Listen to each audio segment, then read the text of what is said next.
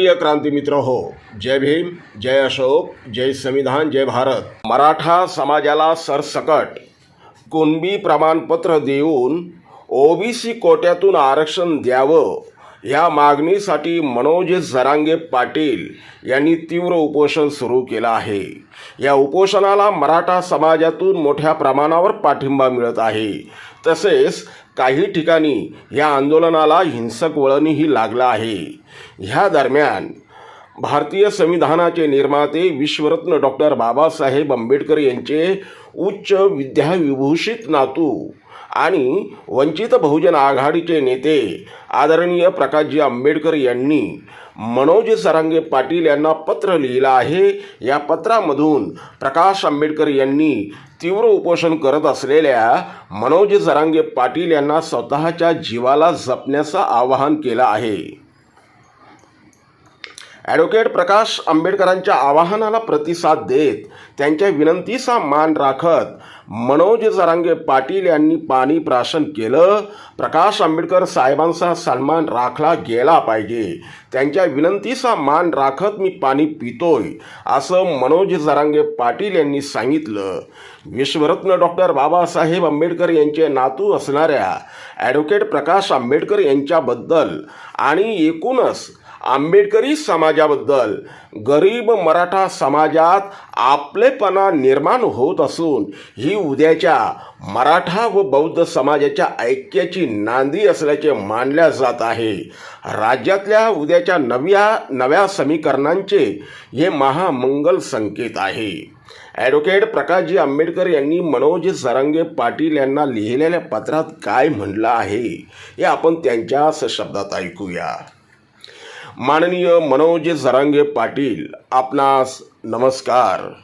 गरीब आणि रहितेच्या मराठ्यांच्या आरक्षणासाठी आपण पुढाकार घेऊन मोठं आंदोलन उभं केलं आणि प्रस्थापित निजामी मराठा नेतृत्वाच्या विरोधात समाजात जागृती निर्माण केली। 2014 नंतर मनुस्मृती मांडणाऱ्या व्यवस्थेची गडी दुर्दैवानं देशात आणि राज्यात सत्तेत आली आहे आणि या सत्तेच्या विरोधात कोणी आवाज बुलंद केला तर त्यांचे मानसिक, सामाजिक, राजकीय खच्चीकरण करून जातीत भांडण लावून देण्यात येते, हे थांबवणं गरजेचे आहे। आपण प्रामाणिकपणे छत्रपती शिवाजी महाराज, छत्रपती शाहू महाराज, महात्मा ज्योतिबा फुले आणि महामानव डॉक्टर बाबासाहेब आंबेडकरांच्या विचारांनी या शोषणाविरुद्ध लढा उभा करीत आहात आणि त्यासाठी तुमचे आरोग्य उत्तम असणे गरजेचे आहे।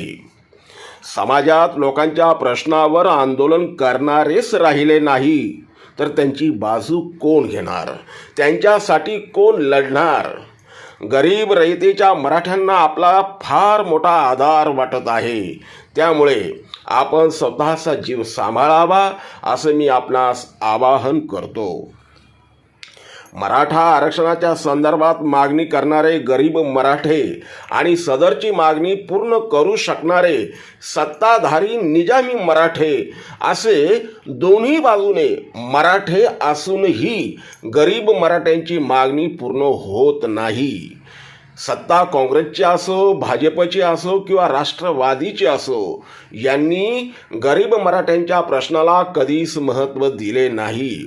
उलट सत्ताधारी श्रीमंत मराठ्यांनी गरीब मराठ्यांच्या मतावर स्वतःच्या संपत्तीत आणि सत्तेत निरंतर वाढच केलेली आपल्याला दिसते।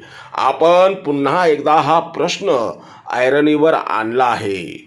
आंदोलन व लोकजागृतीद्वारे या विषयावर गांभीर्य निर्माण केलं आहे, परंतु दुर्दैवानं सत्ताधारी राज्यकर्ते अतिशय निर्दयी होऊन आपल्या आमरण उपोषणाला दुर्लक्षित करीत आहेत।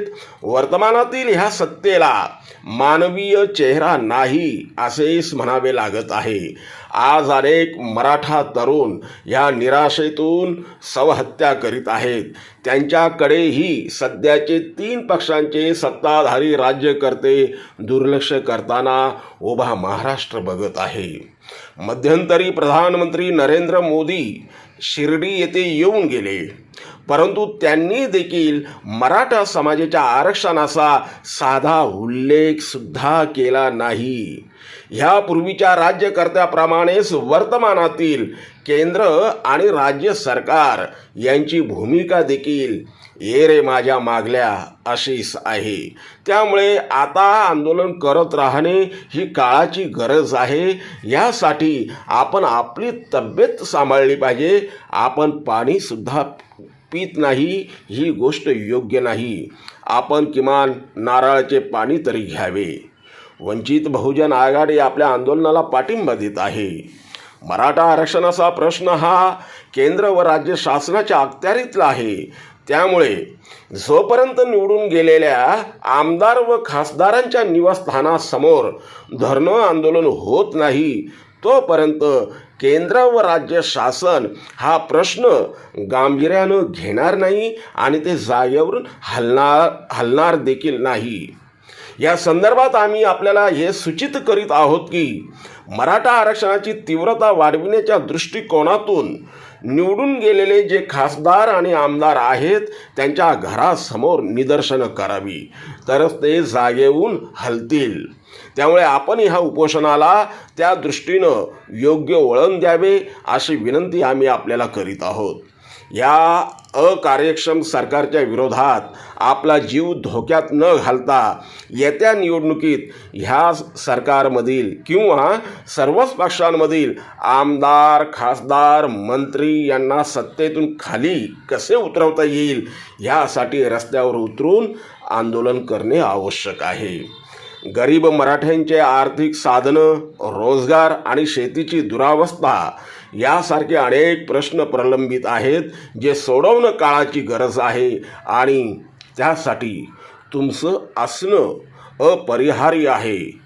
पुन्हा एक वेळ आवाहन करतोय की आपण स्वतःचा जीव सांभाळावा. ॲडव्होकेट प्रकाश आंबेडकर, राष्ट्रीय अध्यक्ष, वंचित बहुजन आघाडी. प्रिय क्रांतिमित्र हो, भीम पॅंथर हे आपल्या हक्काच्या यूट्यूब चॅनलला कृपया सबस्क्राईब करून आम्हाला विषमतावादी शक्तींच्या विरोधात लढण्यासाठी बळ द्या, शक्ती द्या, ऊर्जा द्या. कमेंट करा, लाईक करा, शेअर करा आणि बेल आयकॉनवर क्लिक करायला